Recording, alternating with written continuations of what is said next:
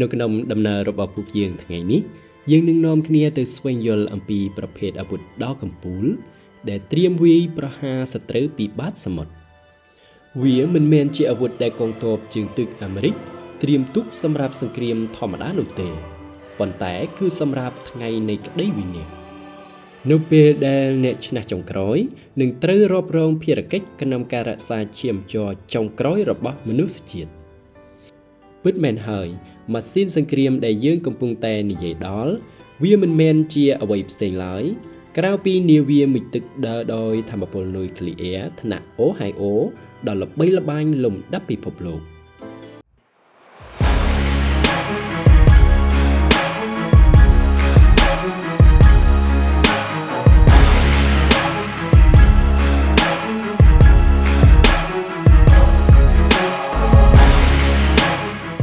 យើងនឹងដើរតាមក្រុមនាវិកនៃនាវា USS Michigan ចេញដំណើរពីមូលដ្ឋានកងនាវាទី7របស់អាមេរិកនៅយូកូស៊ូកាប្រទេសជប៉ុនទីនេះមិនត្រឹមតែជាតំបន់កំពង់ផែយោធាដ៏ធំប៉ុណ្ណោះនោះទេថែមទាំងមានទេសភាពធម្មជាតិដ៏ស្រស់ត្រកាលនិងសេដ្ឋកិច្ចស្ដុកស្ដំទៀតផងចេញពីកំពង់ផែនេះនាវានឹងចូលរួមក្នុងប្រតិបត្តិការរបស់កងទ័ពជើងទឹកអាមេរិកនៅទូទាំងពិភពលោក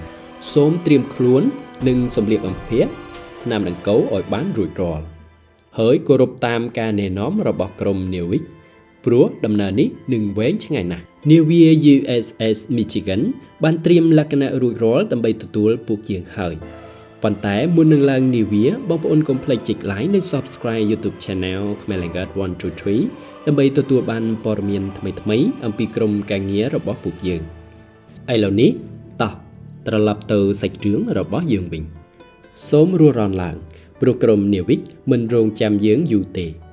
យើងត្រូវចុះទៅក្នុងនាវាតាមច្រកចិន្តាឥឡូវនេះយើងបានមកដល់ខាងក្នុងហើយទោះបីជាបានត្រៀមចិត្តជាមុនក៏ដោយក៏ខ្ញុំនៅតែមានអារម្មណ៍ភ្ញាក់ផ្អើលយ៉ាងខ្លាំងខាងក្នុងនាវាខ្ញុំប្រៀបបានដូចជាកំពុងតែឈរនៅក្នុងឃ្លាំងអេតចាយគ្រឿងអេឡិចត្រូនិកនៅទីក្រុងភ្នំពេញអញ្ចឹងបំពង់រឹតខ្វាត់ខ្វែងខ្សែភ្លើងនាឡិកាវាស់និងម៉ាស៊ីនចម្លែកជាច្រើនត្រូវបានញ៉ាត់ចូលយ៉ាងណែននៅក្នុងទូខ្លួនរបស់នាវា USS Michigan ត្រូវបានដាក់ឲ្យប្រើប្រាស់នៅថ្ងៃទី11ខែកញ្ញាឆ្នាំ1982នេះជានាវាមុជទឹកទី2ដែលបំពាក់ដោយមីស៊ីនផ្លូវក្នុងចំណោមនាវាមុជទឹកថ្នាក់ Ohio វាមានទម្ងន់ផ្ទុកទៅដល់ 19,050 តោននិងប្រវែង170 ម៉ែត្រដើមឡើយវាត្រូវបានរចនាឡើងសម្រាប់បេសកកម្មយុទ្ធសាស្ត្រក្នុងករណីសង្គ្រាមធ្ងន់ធ្ងរវានឹងកំទេចទីក្រុងនិងមូលដ្ឋានយោធារបស់សត្រូវដោយប្រើមីស៊ីល Trident II D5 ក្រោយសង្គ្រាមត្រជាក់បានបញ្ចប់ USS Michigan រួមជាមួយនឹងនាវា3គ្រឿងទៀតត្រូវបានកែប្រែទៅជានាវាមុជទឹកបំពាក់មីស៊ីលនាំផ្លូវភារកិច្ចរបស់នាវាគឺវាយប្រហារគោលដៅនៅលើដីគោកដោយប្រើមីស៊ីលគ្រោះកុំមើលងាយវាឲ្យសោះមីស៊ីល Tomahawk គឺជាស្ដេចនៃមីស៊ីលគ្រោះនាវាថ្នាក់ Ohio មួយគ្រឿងអាចផ្ទុកមីស៊ីល Tomahawk បានទៅដល់154គ្រាប់ហើយអាចបញ្ចេញពីក្រោមទឹកបានទាំងអស់ក្នុងរយៈពេលតែ6នាទីប៉ុណ្ណោះបងប្អូនសាកស្រមៃមើលថាប្រសិនបើវាបាញ់មីស៊ីលទាំង154គ្រាប់ចេញទៅតើវានឹងមានថាមពលបំផ្លាញខ្លាំងកម្រិតណាភាពស្ងាត់ស្ងៀមនិងបេសកកម្មពិសេសនាវាមុជទឹកថ្នាក់ Ohio អាចធ្វើចលនាយ៉ាងស្ងាត់ស្ងៀមបំផុតស្ងាត់ជាងគូប្រជែងមកពីរុស្ស៊ីនិងចិនវាអាចលួចចូលទៅជិតដែនសមុទ្ររបស់សត្រូវបានដើម្បីវាយប្រហារពីចម្ងាយវាក៏មានភាពបត់បែនខ្ពស់ផងដែរដោយមានបំពង់បាញ់អាចប្រែក្លាយទៅជាច្រកចេញចូលសម្រាប់កងកម្លាំងពិសេសនៅក្រោមទឹកព្រមទាំងអាចបាញ់បង្ហោះយានគ្មានមនុស្សបើក្រោមទឹកបានទៀតផងជីវិតនាវិកនិងការវឹកវើទោះបីជាមិនមានសង្គ្រាមធំដុំក៏ដោយក៏សកម្មភាពរបស់នាវា Ohio នៅតែមមាញឹកជាមួយនឹងការវឹកវើនាវិកតែងតែស្ថិតនៅក្នុងស្ថានភាពត្រៀមខ្លួនជានិច្ចការបញ្ជាបាញ់និងការវាយប្រហារគោលដៅសាកល្បង អាចកើតឡើងគ្រប់ពេលនាវានេះបង្កើតអុកស៊ីសែននិងទឹកសាបដោយខ្លួនឯងហើយមានម៉ាស៊ីនរេអាក់ទ័រនូក្លេអ៊ែរជាប្រភពថាមពលដែលធ្វើឲ្យវាអាចធ្វើដំណើរបានយ៉ាងរលូនអ្វីដែលជាកត្តាកំណត់តែមួយគត់នោះគឺស្បៀងអាហារគឺជាធនធានតែមួយគត់ដែលមិនអាចផលិតឡើងវិញបាននៅលើនាវាដូច្នេះហើយទំហំឃ្លាំងស្បៀងគឺជានាឡិការាប់ថយក្រោយដែលកំណត់ថាពេលណាពួកគេត្រូវត្រឡប់ទៅផ្ទះវិញបរិយាកាសរស់នៅក្នុងបរិវេណដ៏ចង្អៀត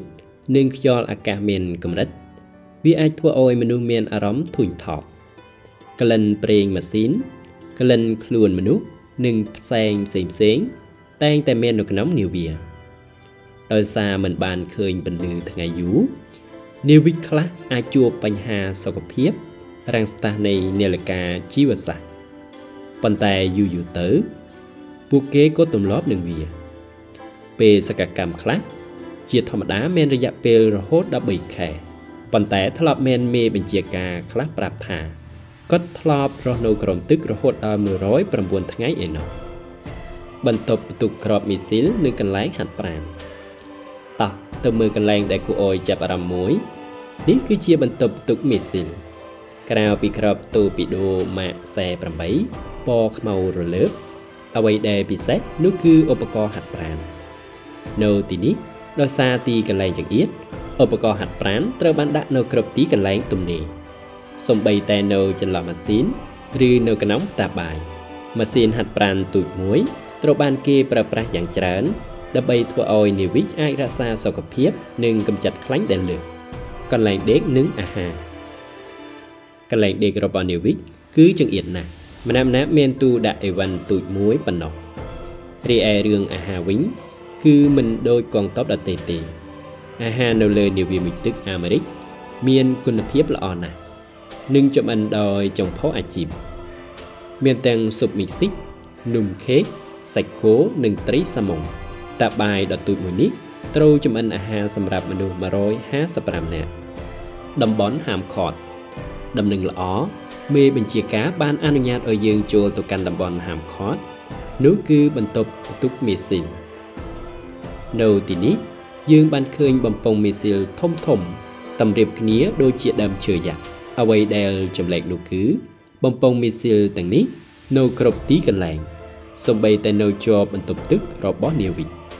មានន័យថាពួកគេងូតទឹកនៅក្បែរក្របមីស៊ីលតែម្ដងបញ្ចប់សេចក្តីទោះបីជានាវាមុជទឹកថ្នាក់អូហាយអូមានអាយុកាលចាស់ក៏ដោយក៏វានៅតែជាអាវុធដ៏គួរឲ្យខ្លាចបំផុតដដែលខណៈដែលគម្រោងនាវាមុជទឹកជំនាន់ថ្មីកូឡុំប៊ីយ៉ាកំពុងជួបបញ្ហាយឺតយ៉ាវនិងចំណាយខ្ពស់នាវាអូហាយអូចាស់ៗទាំងនេះនៅតែត្រូវបន្តរ៉ាប់រងភារកិច្ចការពារជាតិនៃសហរដ្ឋអាមេរិកការរស់នៅនិងធ្វើការនៅទីនេះទាមទារនូវភាពអត់ធ្មត់ខ្ពស់ប៉ុន្តែសម្រាប់នាវិកវាគឺជាកិត្តិយសនិងជាមោទនភាពដែលបានបម្រើជាតិនៅលើនាវាមុជទឹកដ៏ល្បីល្បាញបំផុតនៅក្នុងប្រវត្តិសាស្ត្រប្រសិនបើមានឱកាសតើអ្នកហ៊ានសាកល្បងរស់នៅទីនេះដែរឬទេសូមបញ្ចេញមតិនៅខាងក្រោមសូមអរគុណ